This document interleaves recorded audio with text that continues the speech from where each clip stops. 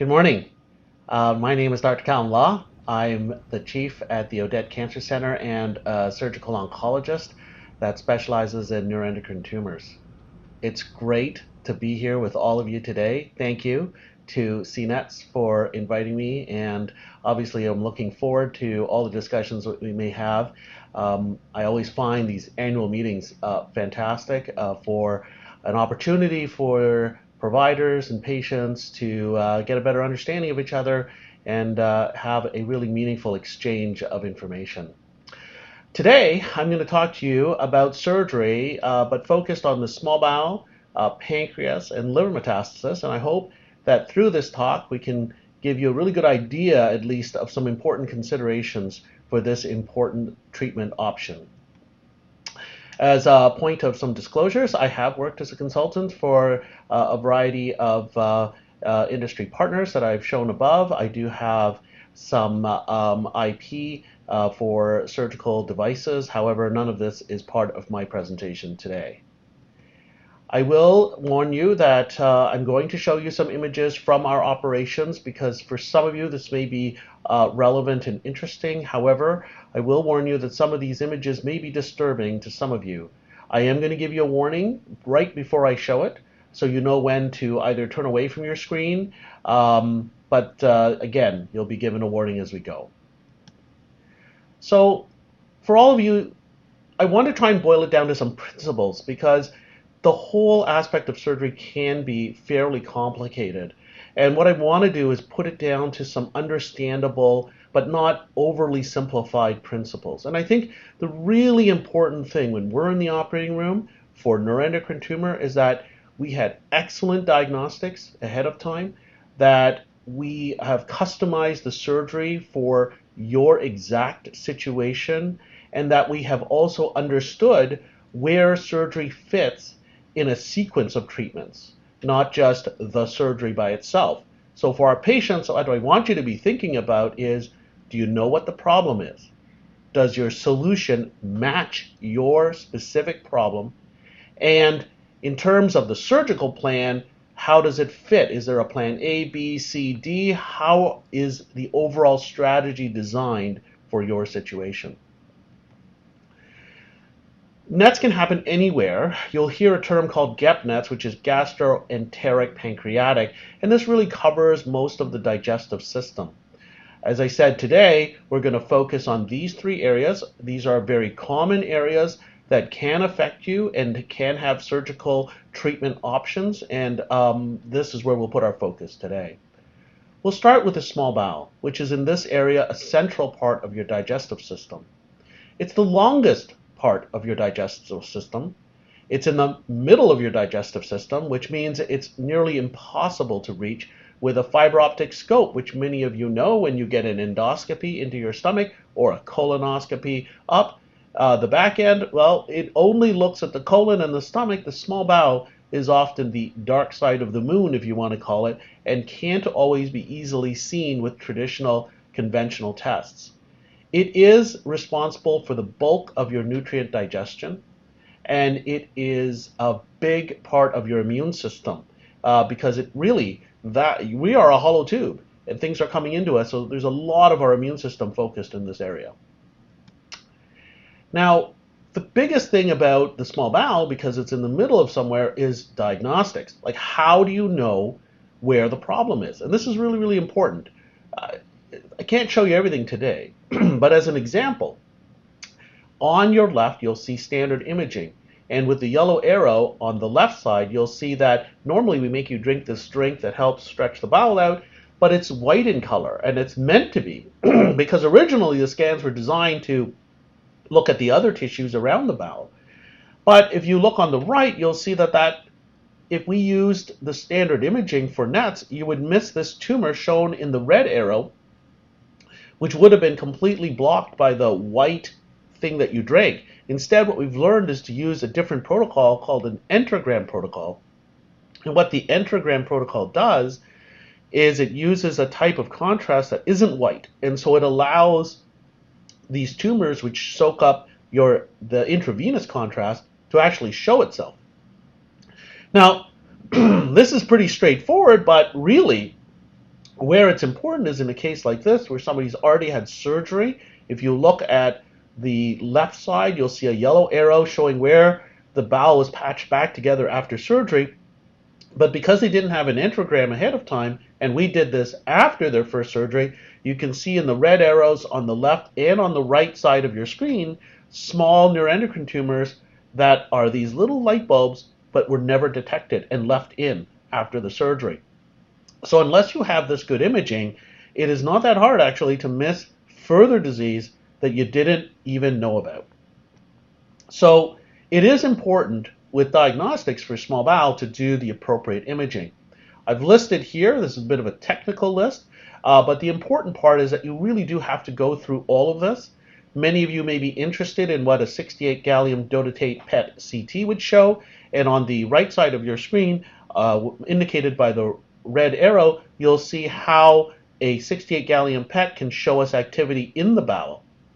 I will warn you though, these are not easy to read. As you can see, it's a little bit fuzzy. It doesn't have the exact same detail, and a lot of other organs naturally pick up a lot of 68 gallium. So you'll see the liver and the kidneys are all bright, but those aren't disease. That's just natural pickup. So you need a radiologist facilitated by a special machine to really give you that reading.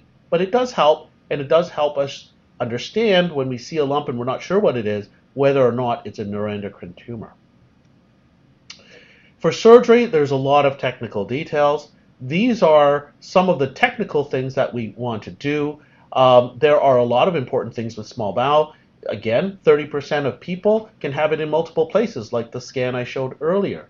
It can also spread to the local lymph nodes, which is where the blood vessels come in. And so those are really important. We have to be sure that we do all of this. For our patients, I think what you need to know is that small bowel neuroendocrine tumors can be in more places than first meets the eye, so you have to deal with that. What we call the SMA and SMV are short forms for two blood vessels that supply your digestive system, and you can't live without those. So the surgery has to be planned in accordance with preservation of the SMV, SMA blood vessels. And finally, surgery has to be thought of not just to attack the tumor, but in fact control it in a way that still allows your digestive system to have maximum function and prevent future problems. And one of those is those lymph nodes can really cause a lot of scarring later that can obliterate the same blood vessels that we were trying to preserve. So it's important that we take all of that into consideration when we design your surgery. So at this point, I want to go into some pictures, so viewer discretion is now advised. If you can't tolerate this kind of imaging, please look away for a few moments. This is what a typical small bowel neuroendocrine would look like. This is in the terminal ileum. We've removed this tumor, and you can see how small it is, but at the same time, it's spread to the lymph nodes. You'll see on the left side of the screen the total specimen, and there's a little area that's sucked in, and that's one of the lymph nodes that have actually pulled in the tissue, and it's starting to create that scarring that pulls everything in and obliterates blood vessels later. So it's important that we remove that as well. In terms of a bigger situation, here's a situation where the lymph node is now really big, and again, it is pulling in that mesentery, which is the part of your body where the blood vessels flow to your digestive system. And again, we have to make plans in surgery to get rid of that, because even though you get rid of the original tumor in the bowel, this is going to cause more problems for the rest of the small bowel digestive system. And on this indication, what we've shown here is some of the surgeries we do at Sunnybrook, where we do work very hard to remove the lymph node but preserve the surrounding blood vessels. On the left side of your screen, you'll see a big hole in the mesentery, but there's some blood vessels running past it, which we very carefully preserved so that we get the best of both worlds. We get rid of the lymph node, but we keep the blood flow going so you don't lose so much of your digestive system. So that's really important. All right, for those of you looking away, please come back. So the summary for the small bowel is that it is a challenging area to image. So you have to think about that and make sure you've done the special imaging.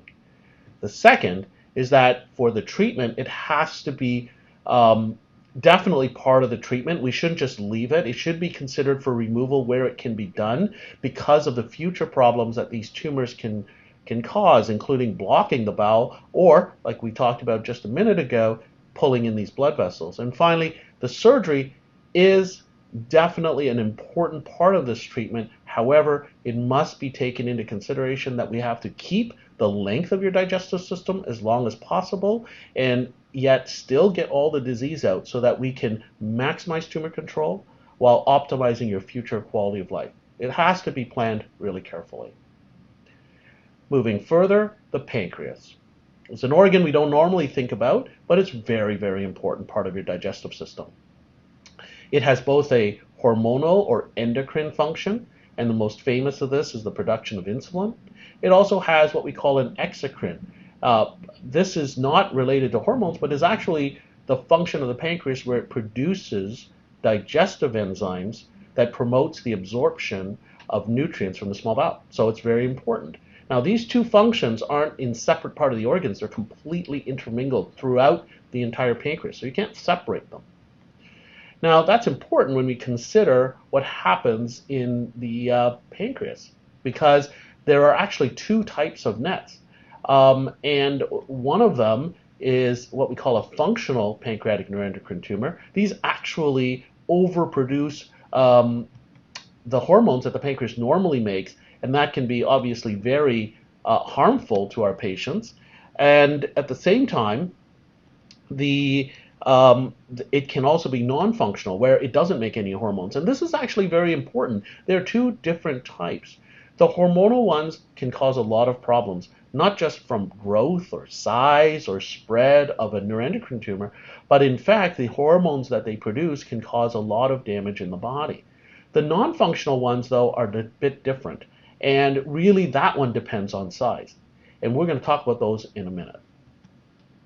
Now, in terms of non-functional, the reason here that it's important is it's all down to imaging, because there's no hormones that it's producing.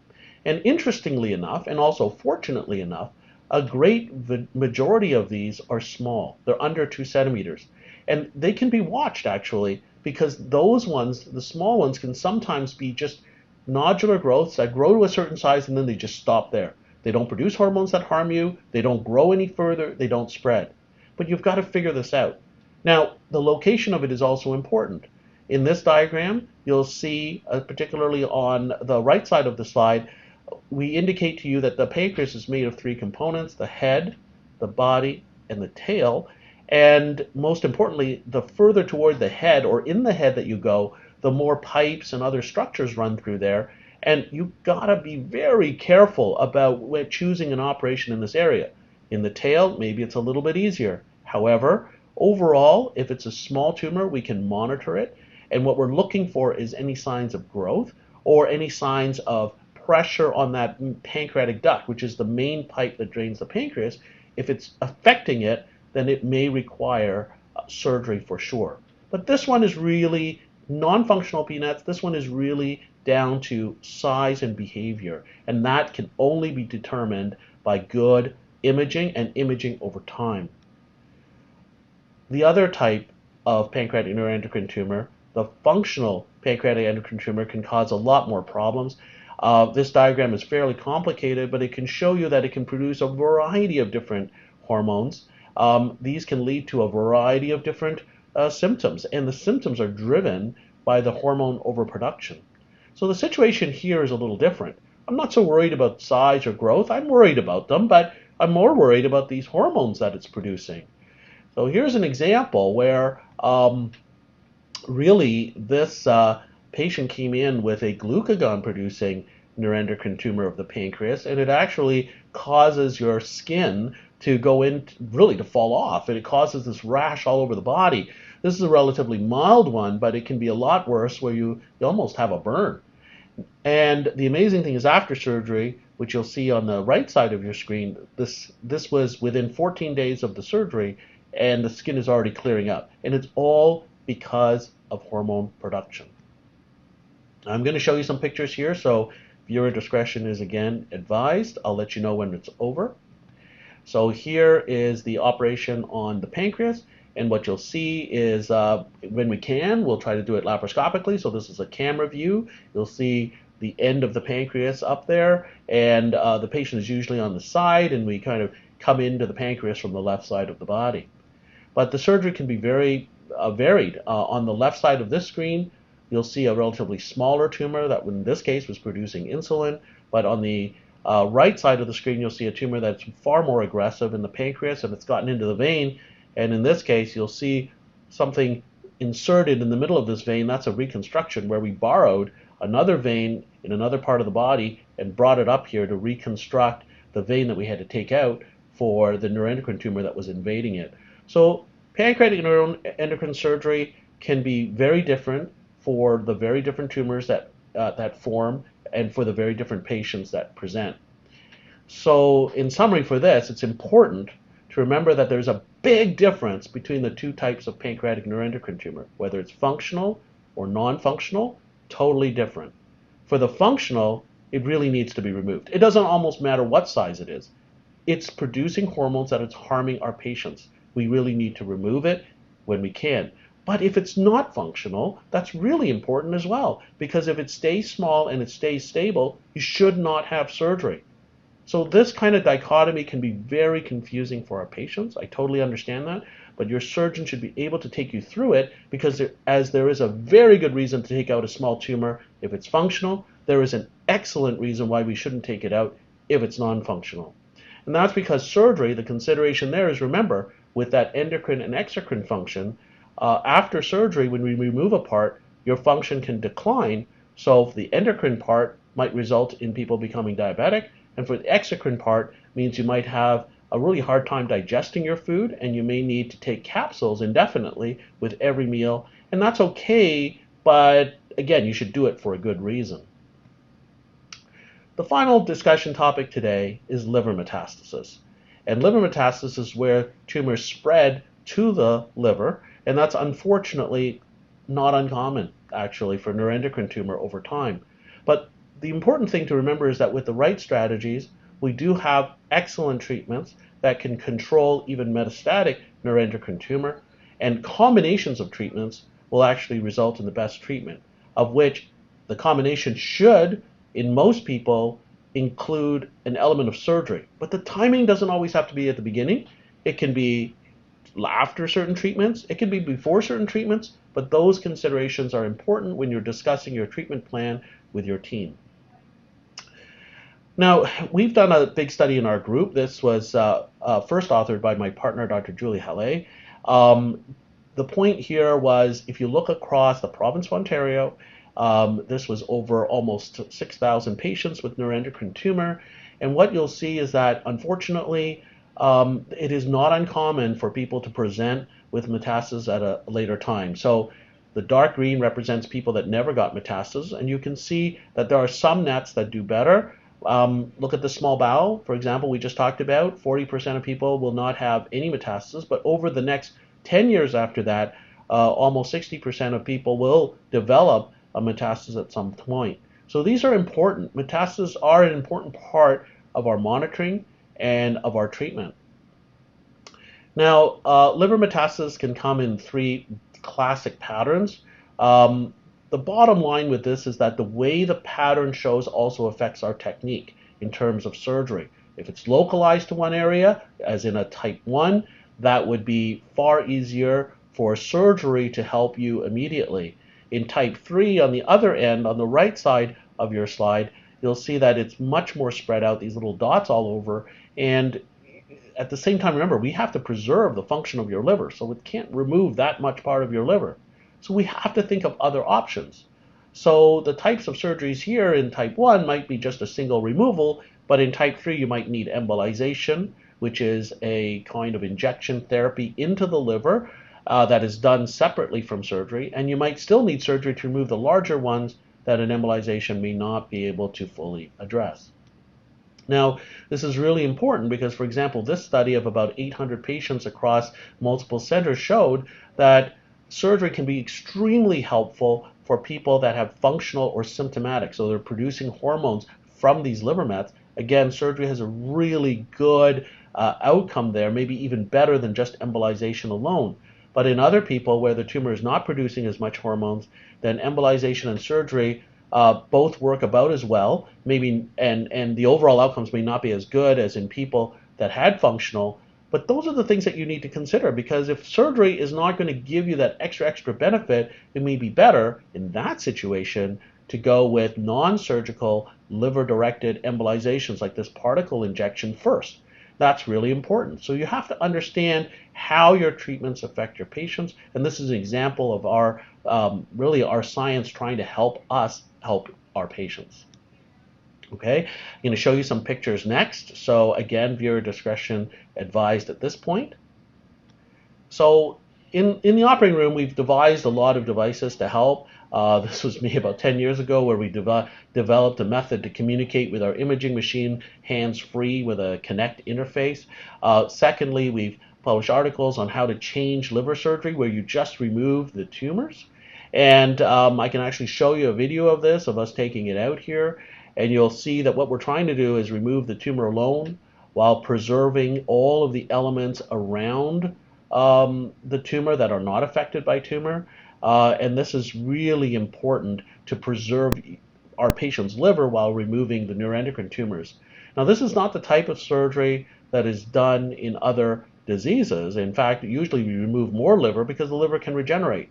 However, in neuroendocrine tumor, we're thinking that you need and will get more therapies later. So we want to preserve as much of your liver as you can while removing the tumor, because in the future, when we add other treatments, you'll always do better if we can preserve more liver. So it does involve a big incision, so it's important that you consider that and know that it's going to take some more time healing. And then finally, here's a picture after we're done, showing that the liver, we're trying to preserve it all, so it almost looks like it's got a bunch of craters in it, but that'll all fill in because your liver will regenerate. But actually, this takes a lot of work to individually remove each of these tumors while preserving your main liver function. And again, when we were analyzing each tumor separately, sometimes in this example we sent 50 little tumors off, and so we've done more or less than that, but it is a lot of work and it is a lot of recovery for our patients. In terms of sequencing, it is really important for us. This is a bit of a list that I use for teaching, but it's really important that you understand there's all of these considerations that have to be done prior to addressing your surgery. It includes checking your heart to make sure that the hormones that were produced haven't affected your heart before we go into surgery. We have to make sure that we understand if you're asymptomatic, whether we need to do the surgery now or whether you should get those injection therapies first. We have to understand if your bowel is involved in any way, and how the hormones affect you will also affect how we prioritize surgery. I think it's always hard to just talk scientifically all the time. I think that I want to give you an example, and this is one. This is a patient of mine I met in year 2000, and it unfortunately took 10 years before she was sent to our clinic, actually, where the family doctors and her other doctors figured out that she actually had a neuroendocrine tumor. So actually I met her in 2010. So in 2000 was when her symptoms started, and then in 2010 is when we met her. So that's a 10-year part of the journey, and it's unfortunate, but a lot of people go through this because it's really hard to find early on. But by 2010, it had spread to the liver. Now, a biopsy was done, a small bowel primary was found. Obviously, the liver mets were fairly involved. It was making a ton of hormones, obviously with a lot of symptoms, diarrhea, flushing, all involved. By 2011, she was ready for a complicated surgery where we took out the small bowel and the liver mets. By 2013, we had to add the liver embolization, which is the particle injection, to continue keeping everything under control. Now, by this time, she was getting monthly injections with something we call somatostatin analog therapy. And things were going well, but 3 years later, by 2016, we had driven all the hormones back down to normal. She was feeling better, but by 2019, more disease showed up again, this time in the ovary and in the abdominal cavity lining. We went back to surgery, took all of that down, and here we are in 2021, and all the hormones have gone back to normal again. This is a lot of work, but I wanted to show you this is a 21-year journey that's still going on. And I can't give you everything today, but it tells you how important it is for surgery to be combined in a sequence, to think of treatments over time, it's really, really critical that that is part of your surgical planning. So, in summary, for liver metastasis, again, biochemical assessment as well as imaging assessment has to be done to plan your surgery really well. Surgery is really important. It can lead to very extended disease control times. Now, I'm going to be sorry to tell you, it's not usually cure, but if we can at least get these tumors into any kind of suppression or regression, then you're going to live a long time, even if there's still some tumor, totally inactive, but inside your body. So the final thing is, again, surgery is complex. I don't want to make it light of it. I do this every day. I'm extremely confident about how it will help, but it's important that our patients understand there's a significant short-term impact on your health when we're doing these big surgeries, but it can be successful. Just make sure you and your surgeon are aligned on the understanding of what you're trying to achieve with surgery. So in summary, again, the most important things for surgery is knowing what the problem is, knowing how the solution matches the problem, and understanding the surgery as part of a sequence of care. This is how we can help you achieve the absolute best results with the best quality of life we can achieve and for a very long time. There is hope. It's a lot of work. It's not easy, but there is hope. So thank you again. I'm going to end this with a picture I took at sunset on January 1st, 2020. Who knew the craziness that would envelop our world in the time after? But it's getting better now, and similar to the journey that a lot of our patients go through, there's a period of time where it's like a big storm and a big health issue, but what we're trying to achieve is get you back to normal, and hopefully, similarly with our world and COVID-19, we're getting back to normal again now. Thank you so much for spending time with me today, and I look forward to interacting with many of you throughout this meeting, and thank you to CNETs for organizing all of this.